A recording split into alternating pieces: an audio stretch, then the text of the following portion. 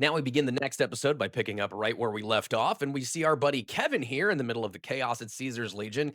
He decides to go ahead and drag the old Caesar body in there and decides to read the pieces of paper that say who the next Caesar is supposed to be. And truthfully, they just say, nah, fam. So ultimately, he ends up eating paper all the time, walks out, claims that he is the new Kaiser, and says, we're going to march back into New Vegas and take what's ours, and we're going to build Kaiser's palace.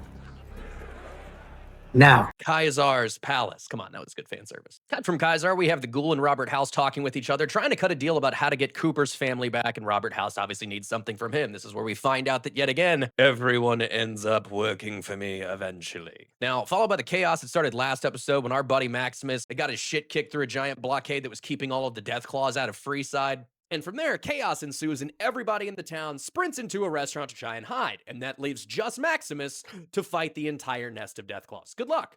And next, with Lucy in our Back to the Futurama, we have Congresswoman Diane here that is still apparently the brain that is being used to function and power a lot of agreeable, nice personalities that Hank has taken over. Questions? Now, of course, Lucy is then forced to reckon with the age-old predicament that she always finds herself in, which is, oh, I can't kill you, but why does everybody I meet ask me to kill them? Ultimately, she decides to bust a fat cap in the proverbial ass of Congresswoman Diane, and oh boy, every measure of that scene. That shit is dark. We finally get to go see what's going on with our buddy Derman, and he is absolutely getting his ass dragged around by all of Vault Tech management to end up in front of the elevator where things get a little spooky and start to go awry. Looks like some pesky rad roaches pop out and finally kind of push all of the Vault Tech management back into this room. Norm tries to join them in the room, at which point Buddy says, nah, we ain't got room for one more. Hits him with the old, Jack, I'll never let you go, but kicks his ass out of the room. At which point, he's not strong enough to stop the rad roaches, and so everyone dies. Bud's duds. While this is happening, we see that the Ghoul is actually on his way to the Vault Tech Beast in order to try and find his wife and daughter, led by his rusty trusty, Mr. House Pip-Boy. All the while, our buddy Maximus is getting his shit absolutely stomped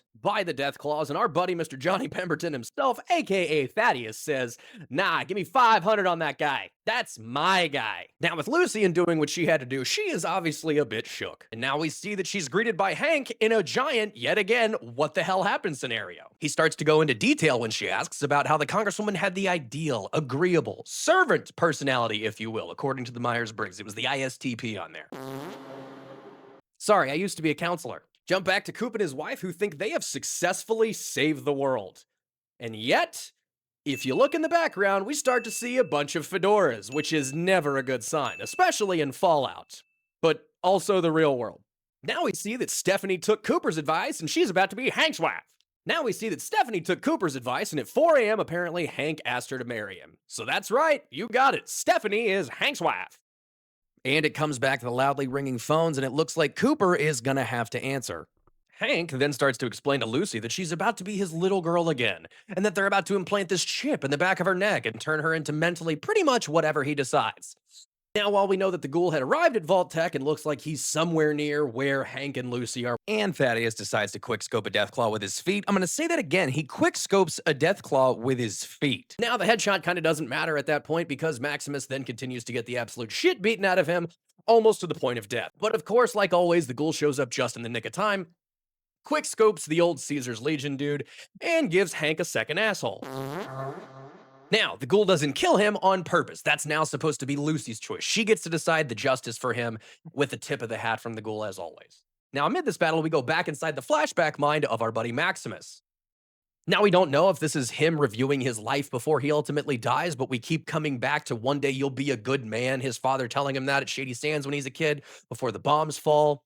And then ultimately what he does with this defunct NCR suit with whatever is left in his body, he crawls out, decides to get a pool cue, a roulette wheel, and says, let's go. Okay, honestly, not a great move, but some of the hardest shit I've ever seen. 300 energy, right? As a reward for that cool stuff, the fan service here also comes with the NCR shot, okay? And that is legendary from the actual New Vegas video game. And ultimately, that saves Maximus. The NCR marches in this triumphant moment, tries to take back the city, and says, hey, we got it from here. Now we cut back to Lucy and Hank, and she's walking Hank to what we can assume, at the time at least, is supposed to be her walking him back to get justice. That was something super important for her. We have to bring him to justice, which honestly, with the crimes this dude has likely committed, with what we know, he should be fucking killed.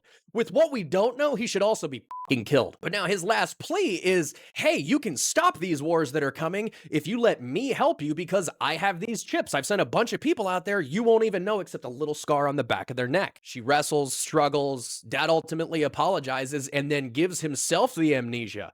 But again, the dial on that thing was not turned up too high. I think Hank, as a professional bullshitter, you don't live 250 years in a world of nothing but evil bullshitters unless you yourself can sleuth and bullshit your way through literally anything.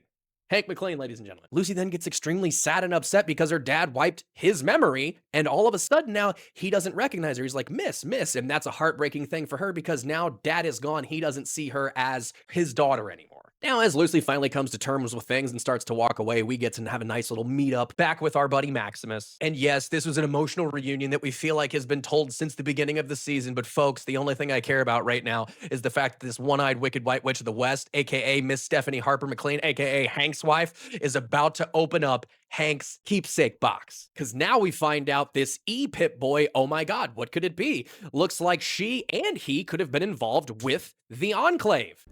Initiate phase 2.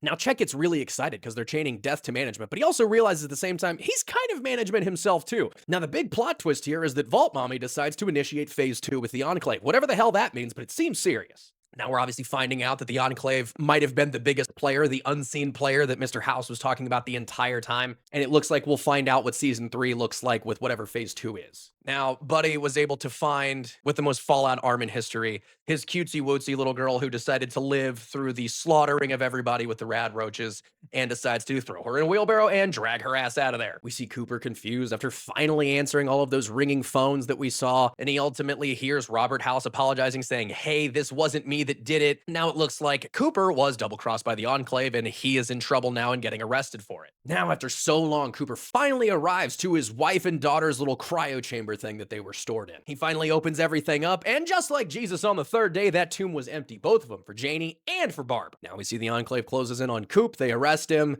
His wife, no, hey, it's for Janie. Let's do this. Let me take the fall. However, we also see that inside that tube, aka Barb's tube, there's a postcard saying that Colorado was a very good idea. But now the question becomes, what version of them is he going to find? And what the hell are they going to think about him when he sees them for the first time? Now, with that confirmation that they're still alive, Coop decides to put down the Pip Boy and says, eat shit house, and leaves, and we can only assume he's heading to Colorado. And now, unfortunately, the war that Lucy feared so much is marching down New Vegas' doorstep right now with the NCR retaking Freeside, as Kevin leads them to take over New Vegas and build a new Caesar's Palace. Now, this sets a great stage for season 3. Of course, we have Lucy and Maximus watching over from the tower that Mr. House used to live in. We also catch the little glimpse there at the end, which gives us, yet again, so many more unanswered questions. Usually with a season that good, it ties up more areas, plot holes than it creates, but somehow they tied up 10. It's like the Cerberus of TV shows. Every time they tie up a plot hole, 2 more interesting ones pop out. And damn it, if that is not the most Fallout shit I've ever heard, I don't know what is. Thanks for watching, everybody.